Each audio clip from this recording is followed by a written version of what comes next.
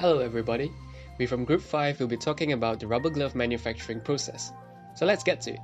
The rubber glove industry boomed back in the 1990s due to the global outbreak of AIDS. Another factor would be in 1987, when the Center of Disease Control and Prevention, also known as the CDC of America, has mandated an infection control approach for dealing with human bodily fluids, which is known as the universal precaution.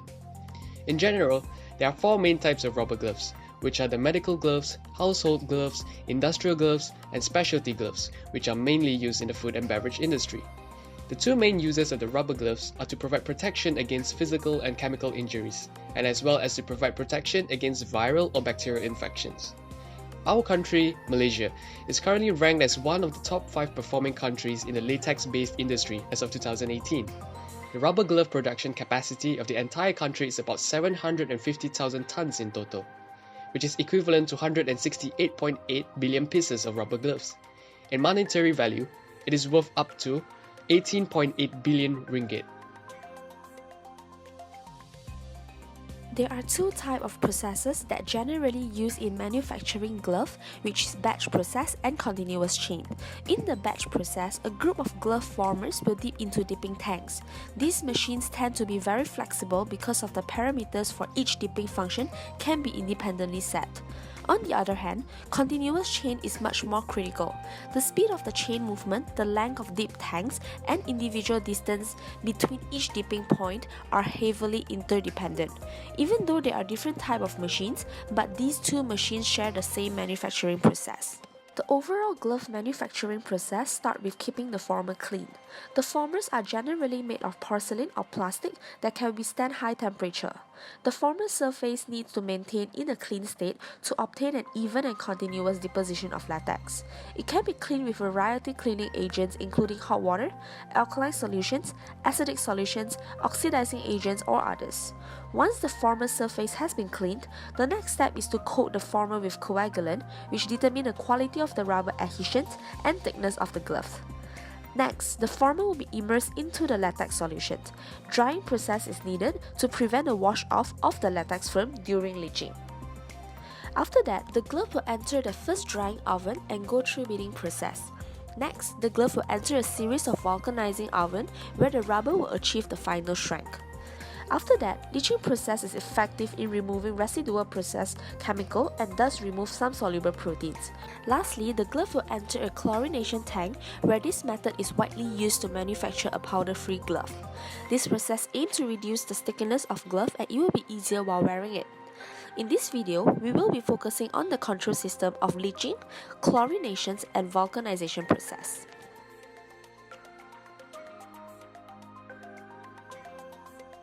Vulcanization is a process that helps convert gloves into elastic state by adding chemicals to react with the rubber molecules. The heating process is carried out to form cross links between sulfur and rubber chain molecules. Vulcanized rubber gloves have high tensile strength and high resistance to swelling and abrasion. It also has high elasticity over a greater range of temperatures. There are two types of vulcanizers, jacketed and non-jacketed. Non-jacketed has steam introduced directly into the autoclave chamber. The steam condenses on the wall of the chambers and on the surface of the rubber gloves under the vulcanization process.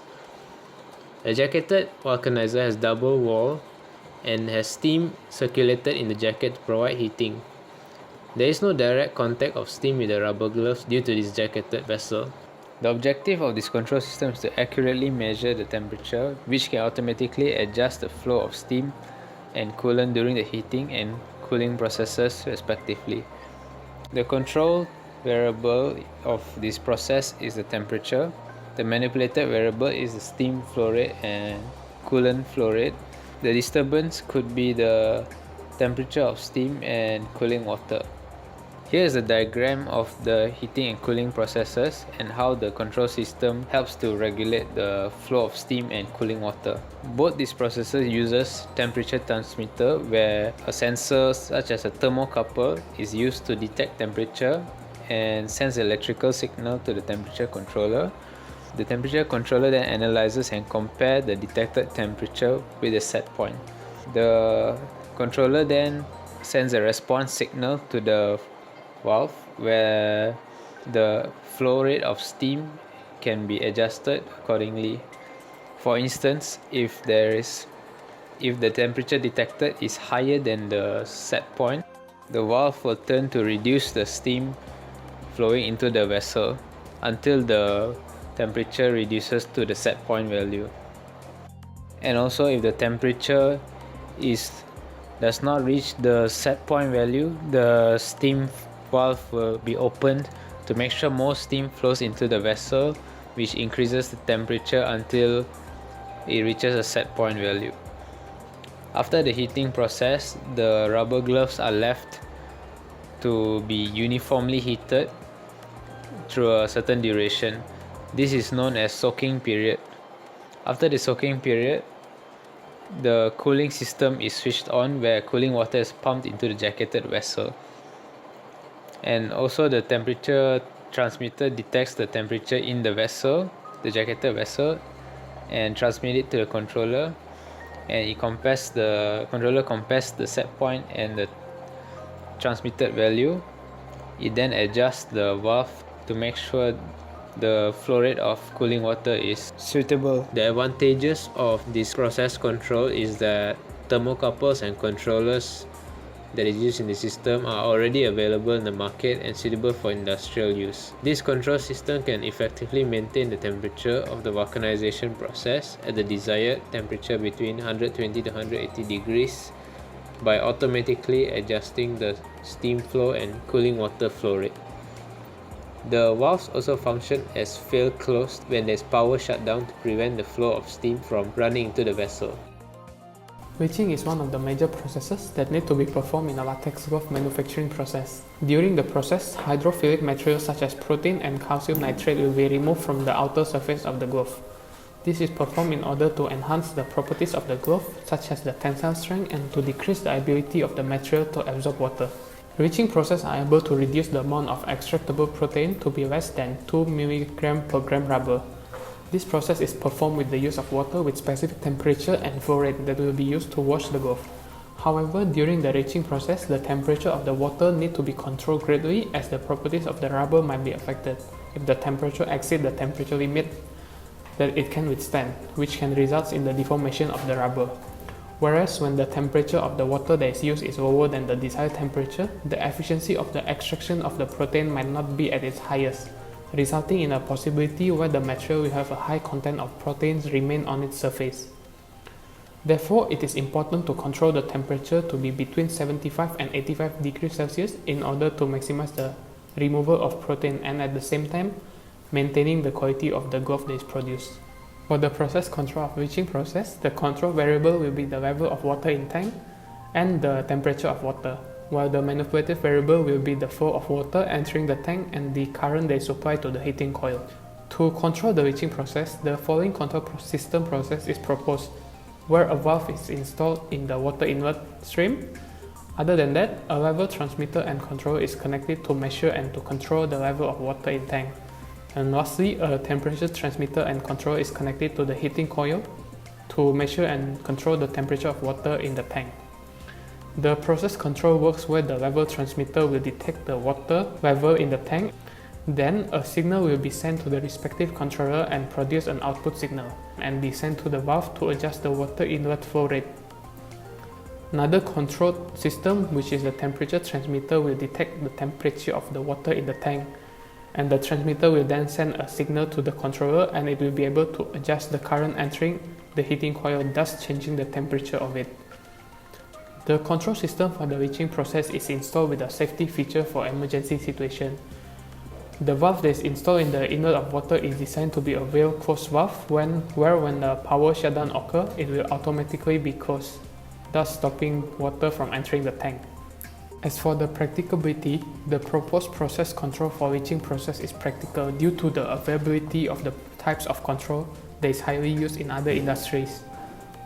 As for the advantages of the control system, first, the temperature, level, and the flow rate of the water can be controlled automatically. Second, the quality of the glove that is produced is maintained, thus reducing the rejection rate of the product. And lastly, safety is assured with the installation of fail closed valve in the system. For chlorination process, There are several steps, ways, and equipment that are used. As for the preparation of the chlorine solution, it is either carried out by dissolving the chlorine gas into water or acidifying the aqueous solution of sodium hypochlorite with hydrochloric acids. After that, the gloves will be dipped into the chlorine solution, and it is normally being carried out using an online chlorinator system for continuous process or offline chlorinator system for batch process. The dissolving of chlorine gas is normally adapted due to its simplicity.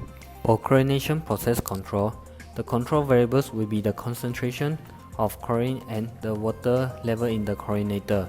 Besides, the manipulated variables will be the water inlet and outlet flow rate and the chlorine gas flow rate, while the pressure of the chlorine and chlorine in the water inlet will be the disturbance to the process control.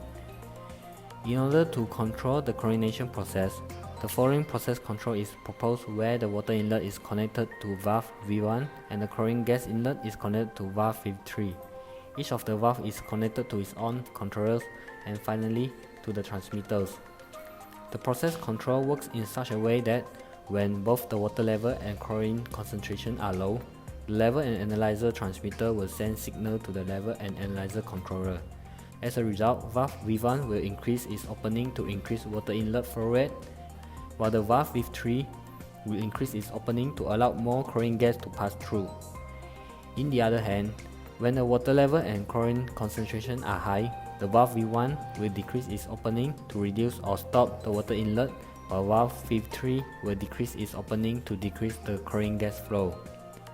These two examples are demonstrated just to illustrate how the process control system works, and it does not include all situations for the system.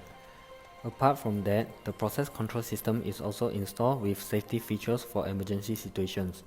The water inlet and chlorine inlet valves are designed to be field closed valves so that in sudden shutdown, there will be no chlorine gas flowing out and the chlorine solution can be contained within the chlorinator without discharging the corrosive chlorine solution that may cause problems to downstream process. In short, the proposed process control for chlorination process is practical because of the availability of precise chlorine analyzer and controller in the market due to high demand in the wastewater treatment industries.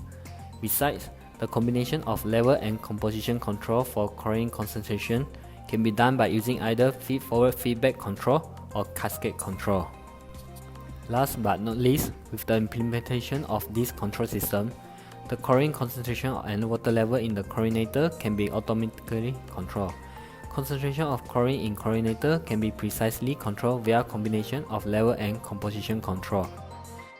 That's all for today, folks, and thank you for tuning in to our presentation on the rubber glove manufacturing process. Have a nice day.